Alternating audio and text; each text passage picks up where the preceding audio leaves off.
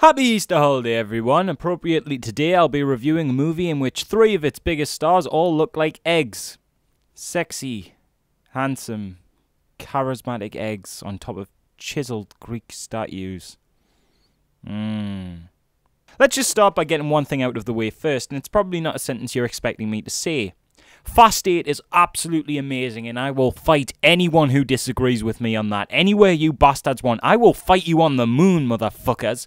Speaking of moon, I'm pretty sure that's where this franchise is heading next, because this most recent iteration in this crazy tale of street racers turned secret spies turned superheroes is so batshit insane, I don't know what else they can possibly do with it without going, fuck it, the next one's set in space. Vin Diesel's car, turns into a fucking Gundam or some shit, and then The Rock throws Lamborghinis all the way to Mars, and then Vin flies up there so he can drive them through the legs of alien dinosaurs. Because why not?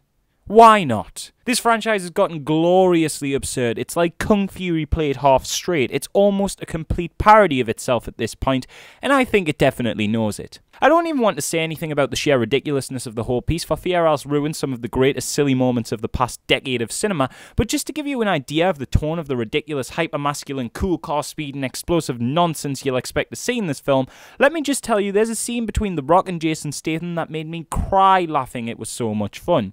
It's basically the most awesome playground pre-fight banter ever, as Jason Statham goes, "Here, you're not hard, Mr. Rock," and then The Rock is all like, "Fuck you say to me, you little twat, I'm fucking hard, I'll fucking smash you up, Jason." Then Jason is all like, "I'd smash you up, you mean?" Then The Rock just fucking tears a thick concrete bench off the wall and just stares Jason down while bicep curling said bench and muttering, "I'm fucking hard, look how solid I am, man, I'm fucking hard as fucking nails, me."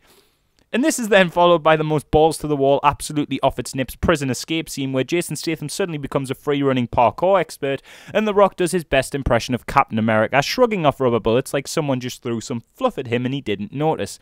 And this isn't even that far into the film. I sat there, watching this, and I don't know when this thought dawned on me. Maybe it was the first time Vin offered up some High School Musical-style dialogue about respect and family seconds after blowing up a car and catapulting it into the ocean. Maybe it was the very John Woo-inspired gunfight towards the end, or maybe it was around about the time the jetpacks came into it, because yes, of course there is jetpacks. But I had a thought, and that thought was, I don't know how I can study or aspire to make films anymore since cinema just peaked with this fucking movie. What do I do now? Do I carry on this channel? It's all downhill from here. Do I just review every movie from here on out on a scale of how close it comes to being as good as Fast 8? I certainly can't attempt to make films anymore. What's the point in striving to create art when perfection has already been reached? Is my film going to have jetpacks? No. So why bother anymore, eh? And I know what you're thinking. What the hell are you talking about, GGTV? This franchise is garbage. It's just chavvy shit made to sell capitalist dreams of sports cars and hot women to a nation of teenage boys and dumb man-children through the medium of explosions and tits. And you know what? That's what I thought too about the Fast and/or Furious franchise. And then I saw one. Specifically, I saw 7 for a little context. All I caught of the franchise before was the trailers I'd roll my eyes at and criticise, and a couple of clips when random entries in the series would get shown on ITV2 as I flicked through the channels at my old house. I never went out of my way to see one, but 7 coincidentally timed its release with the first year I had my cinema card that lets me see all the movies I want. So me and a mate thought, fuck it, why not? And I didn't realise how much I didn't know about the series until that happened. Jokingly, before I went in, I said to my mate, "Here, if The Rock doesn't rock-bottom someone through a table in the first 5 minutes, then I'm out." And then I watched the film, and that's exactly what happened. Suddenly I'm like, holy shit!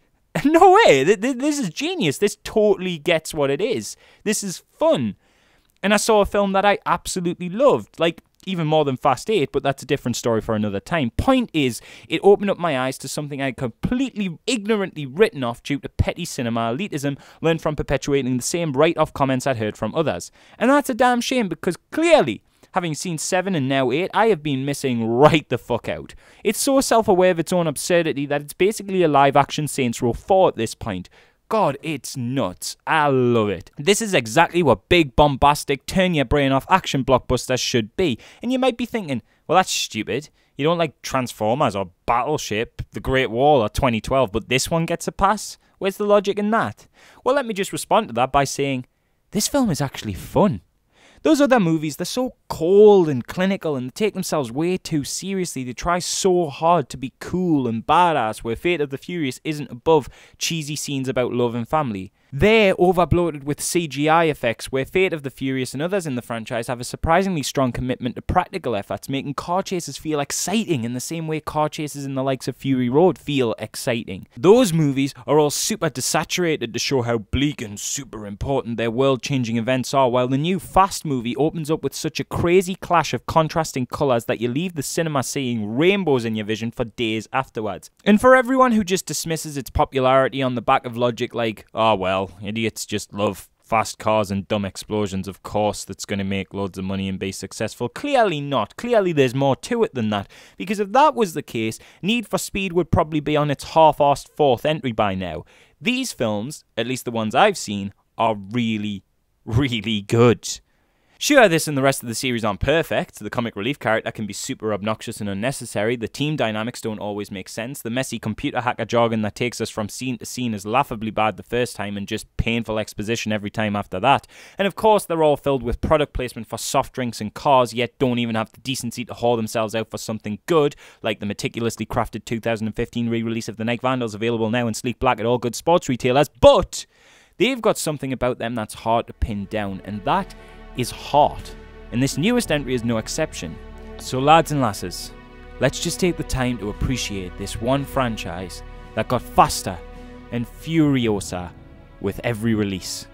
The one that started with street racing and ended with supermen and women. The little chav movie that could.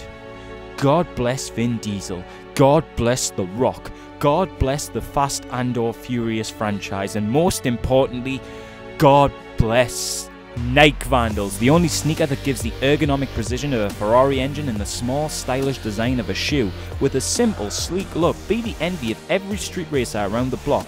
You don't need cars to earn their respect. Flash a pair of Night Vandals and they'll know, no matter what wheels they're riding, you'll outrun them. Night Vandals, just do it.